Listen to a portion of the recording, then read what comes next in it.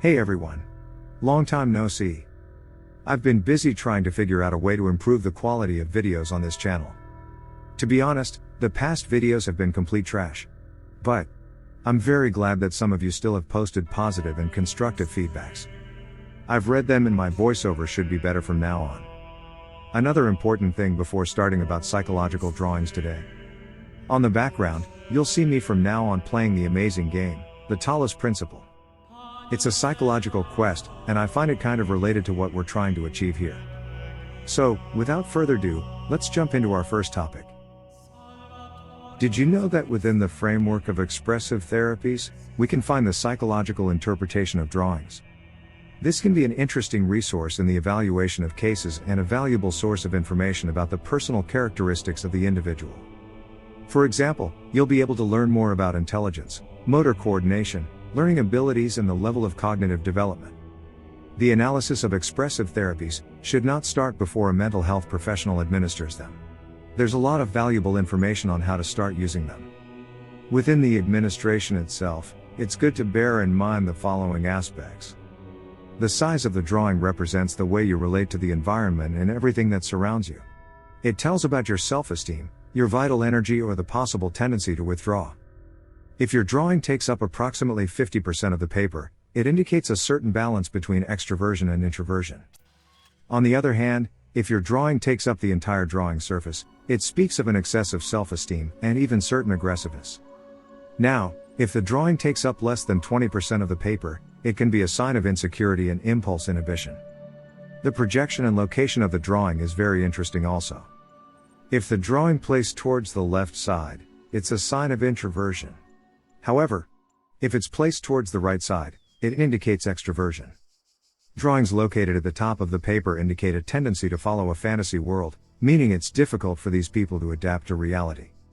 As children, we usually start to draw using this superior space and, as we grow, little by little we start to center it. If it's an adult who uses this part of the paper, we can suspect that they have a tendency to seek satisfactions far from reality.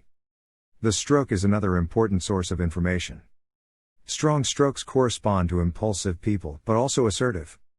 Meanwhile, a weak trace is a sign of shyness and low energy levels. Straight lines may indicate a lack of emotional control and curved lines speak of emotionality. Shadows and blots on the drawing may represent anxiety and an excess of uncertainty. Another interesting aspect is the asymmetry, which speaks of insecurity in relationships and emotional life in general. There are many other tests. The family drawing test is a popular one, especially with children. It allows you to find out about the relationships that the individual has with the other members of their family.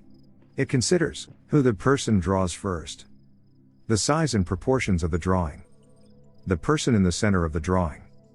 The distance between the figures is a scale. It refers to the degree of emotional distance the individual has with the rest of the people. The further away, the greater the emotional distance. Similarly, figures at different heights could be an indication of communication problems. The human figure drawing is another popular test. It focuses on analyzing the representation of a human figure. Not only that, but extra aspects such as organs of the body and pieces of clothing exert great influence on it. Mental health professionals apply this test with children, adolescents, and adults. However, its effectiveness hasn't been verified, though his popularity is rapidly growing. You can follow these basic principles. The bigger the head is, the more intellectual frustrations it points out. The face has to do with social needs. When it's omitted, it refers to evasive tendencies in the subject's relationships. If they emphasize it too much to the point where it's exaggerated, it means dominant and aggressive tendencies. The eyes represent social communication. If they're very small, they can be an indicator of guilt. If they're very big, they can hide dominant and aggressive tendencies. Now, closed eyes denote desires of isolation. Likewise, shallow eyes, as in empty, denote egocentricity. If the nose appears shaded, omitted or abnormally big, it may symbolize some kind of sexual conflict. The hair represents vital energy. It's measured by the volume and strength of the strokes. The clothing is important as well. If the individual draws buttons, one could interpret that there's a search for affection and protection. Large pockets are an index of internal conflicts. Finally, ties and hats are usually reinforcing the person's sexual role. In adults, they're seen as signs of overcompensation. The tree test is the most popular expressive therapy. It is a symbolic parallel with the individual that draws it. It's one of the projective techniques that, truly, to evaluate the development of the individual, as well as their cognitive disabilities, possible traumas, and their unconscious. Another technique, not so well known, is called spatial symbology. Roots represent instinct and unconscious content. Trunk represents the character, the ego. The cup is mental life in itself. We analyze its shape. If it's large, it implies security and ambition.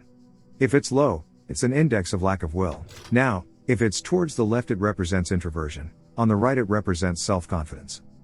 Any other elements is worth analyzing as well: the leaves, the fruits, the flowers, and the branches. We wouldn't be complete without mentioning the drawing of a house. When we draw a house, we're shaping our family relationships in some way. Chimneys symbolize social contact.